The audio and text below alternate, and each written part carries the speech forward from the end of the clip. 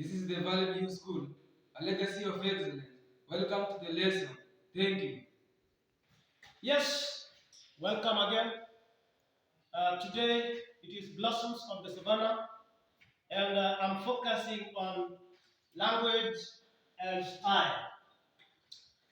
Remember, we have two words here that we need to understand before we get to talk about the types of style that I will be able to introduce today.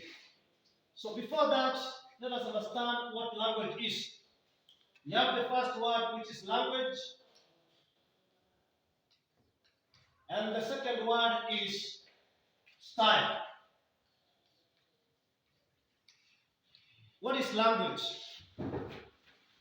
Language used in literature is different from one used in other disciplines. We have to understand that language in literature goes a notch higher as compared to those in other disciplines. So it is clear that originally the language that is used in literature was still a notch higher, and it keeps on improving with time because you understand that it employs the use of aesthetics. Remember, aesthetics is the beauty of language, so that when the readers read, they are able to enjoy the reading because of the aesthetic nature that is employed in literature. On the other hand, we have to understand what style is. Remember, style can be defined as the unique way or the unique manner of doing things. That now, when you look at literature, there is a unique manner at which it is written, or a unique manner at which many scholars who have written the books of literature have written in a unique way. So we have stylistic devices that we are going to look at today from Blossoms of the Savannah by Henry Oleculet. The stylistic devices.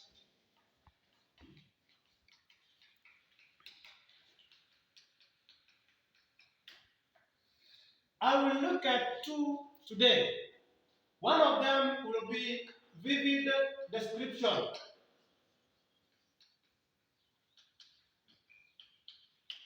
The second stylistic device that I will look at is simile.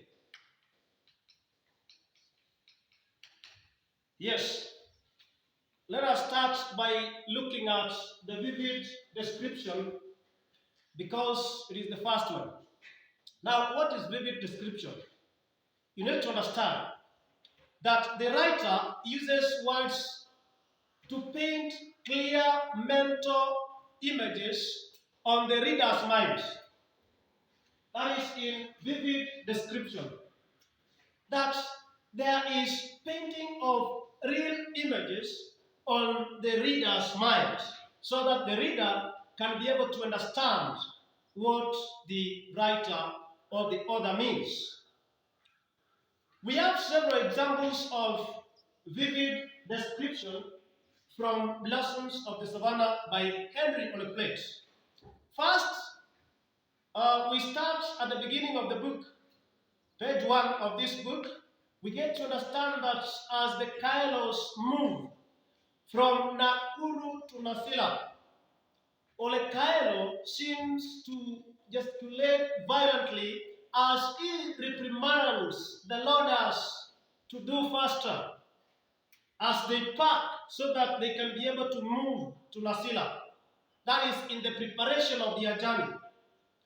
As Olekailo gesticulates, using gestures violently, there is some vivid description there that that particular scenario is vividly described. We also get to know in page 12 of this book that the welcoming ceremony as they arrive in Nasila. As the Kairos arrive in Nasila, we have the welcoming ceremony which happens in Uncle Simran's homestead. This one is also described vividly. It is described vividly, and that is vivid description. In addition, we also look at page 14, that the life in Nasila, which seems to be different from the life in Nakuru, is also described vividly. It is described on how it seems to be different from the life in Nakuru. As we go on, we also get to understand that on page 92 of this book, that Olosudori is described in complementary terms. He is called a warthog. He is also called as having black eyes. In addition, he is told that he has a wide gap. So the appearance of this man, Olosudori, is vividly described. That is on page 92. Moreover, we also get to understand that page 130 of this book, that Tayo's bold visit to Joseph Pamat's hut is vividly described. That one is also described vividly as I have quoted. I will also look at the second stylistic device. Remember, we have several instances of vivid description across blossoms of the savannah. But now I will look at similes as well. Before we look at the examples of similes from blossoms of the savannah, we need to understand what similes are. What is a simile? First, you must understand that a simile is a stylistic device, yes, as I said earlier on. And it is used to compare two things indirectly, with an aim of drawing a mental picture in the mind of the reader. If you understand that way, then it is easy for you to understand even the illustrations that I'm going to give. To begin with, when some women from Nasila visit Mama Milanoi before they relocate from Nakuru to Nasila, they visit with an aim of talking about the Entoye Nemegalana status, the uncircumcised status of the daughters of Mordecai.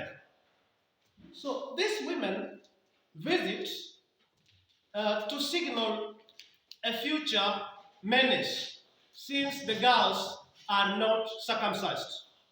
They visit to signal a future menace. Now, this one, there's a simile in this page 8, that the words of those women come to haunt her like a demented spirit. That the words that come from these women, the women that visit Mama Villanoi, come to haunt her like a demented spirit. There is a simile. That is a simile that is clear in that particular page. We also have another simile where Olarinkoi is described as sitting quietly and staring unblinkingly like a leopard good while stalking an antelope. So this simile shows the unsocial nature of Olarinkoi. In addition, it also shows Olarinkoi's intention in Olekairo's house. Remember, Olarinkoi is one of the people who come without an intended purpose, only with an hidden agenda. So the way he keeps quiet in Olekairo's house shows exactly an intention that he has towards this family. We also have some similes. For example, page 78 of this book, that one of the daughters of Olekailo, that is Resian, is described as one with Olkwenyi spirit or bad spirit. Olkwenyi is a Ma word. It is a dialect, a local dialect that is used. Olkwenyi spirit. That now she goes to an extent of saying that marrying Olarinkoi will not happen, but it is better for her to marry a serpent. That is what Resian says on this page. When you read there, you get to understand. There we have a simile which is describing how she behaves in regards to marrying Olarinkoi in comparison to marrying a serpent. So that one shows that it is impossible for her to marry Olarinkoi. Totally impossible. Again, page 13 of this book, we have another simile that they had likened him to a mono-eyed giant who stood on legs of straw. We are told that Olekailo is likened to a mono-eyed giant who stands on legs of straw. This happens when the Kailos arrive in Nasila. That Kylo is compared to a giant because he holds a senior position in Nasila. Which senior position does he hold? Remember, he is the head of his house. He is the head of the Kylo family. And now that he has one wife, he has chosen to be weak. He has chosen to be weak for having one wife and two daughters only. Remember, he has no son. He has no son to carry his name to the next generation. So in this particular simile, so you get to understand how the life of Olekailo is compared to a mono-eyed giant. Simply because he has one wife and two daughters. Again, on page 22 of the book, we have another simile that Olesupeo compares effects of FGM with effects of dehorning cows. The effects of FGM are being compared to effects of dehorning cows. So it is very possible for you to understand that like cattle that requires being dehorned to reduce accidental injury to each other, a certain docility was required to keep more than one wife in Nasila. So this simile shows the chauvinistic nature of Olesupeo. Remember, it is Olesupeo that talks about this. So it shows exactly his chauvinistic nature from male chauvinism. I hope you understand what male chauvinism is. That the male seems to dominate on women. That women have no say in society. Whatever that a man says is what a woman has to go by. Lastly, on page 64, there's a simile that your daughter Resian is like an overfed lizard in the afternoon sun. The simile is used to comment on the lazy character of Resian. We understand that Resian is not that lazy, but in this particular simile, there is a point where she finds herself lazy. I hope that you understand all that we have talked about. We have talked about the two stylistic devices briefly. That is the vivid description as well as the similes. Thank you for your concentration. God bless you.